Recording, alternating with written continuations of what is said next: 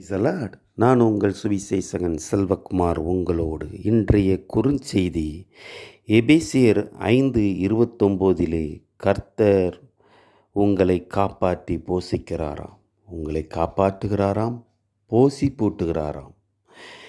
மத்தேயு 6:33 முதலாவது தேவனுடைய ராஜ்யத்தையும் அவருடைய நீதியையும் தேடுங்கள், அப்பொழுது இவைகள் எல்லாம் உங்களுக்கு கூட்டி கொடுக்கப்படும் என்று சொல்லப்படுகிறது. இவைகள் எல்லாம் உங்களை தேடி வரும். உங்களுக்கு அவர் பிழை போட்டுவார், உங்களை காப்பாற்றுவார், உங்களை போஷிப்பார். ஆனால் நீங்களோ மத்தேயு 6:31 சொல்லப்படுகிறது, எண்ணத்தை உண்போம், எண்ணத்தை குடிப்போம், எண்ணத்தை உடுப்போம் என்று கவலைப்படாதீர்கள். நீங்கள் கவலைப்படுவதினால் எவன் தன் வளர்த்தியிலே ஒரு முழத்தை கூட்ட முடியாது. நீங்கள் அஞ்ஞானிகள் தான் இவைகளை தேடி ஓடுகிறார்கள், தன்னுடைய வாரிசுகளுக்கு வேண்டுமென்று சேர்த்து வைக்கிறார்கள். ஆனால் பரமபிதாவின் பிள்ளைகளோ நீங்கள் விசேஷித்தமானவர்கள். நீங்கள் ஏன் அற்ப விசுவாசிகளைப் போல வாழ வேண்டும்? அப்படி அல்ல, உங்களுடைய திட்டமே வேற. தேவன் உங்களை காப்பாற்றி போஷிக்கிறவர்.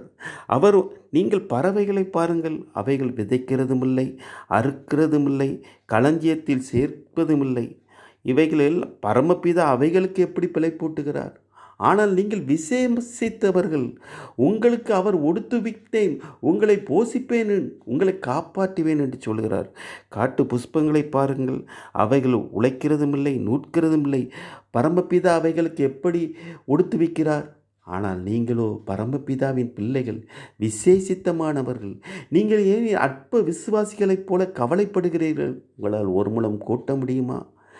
ஒருவன் தன் வளர்த்தியில் ஒரு முழத்தை உங்களால் கூட்ட முடியுமா? முடியாது. நீங்கள் முந்த தேவனுடைய ராஜ்யத்தையும் அவருடைய நீதியையும் தேடுங்கள், மற்றது எல்லாம் உங்களுக்கு அவர் போஷிப்பேன், உங்களை காப்பாற்றுவேன், எல்லாம் உங்களுக்கு கொடுப்பேன் என்று அவர் உங்களுக்கு ஒரு ஷூரிட்டியை கொடுப்பார். அல்லேலூயா, ஆமென்.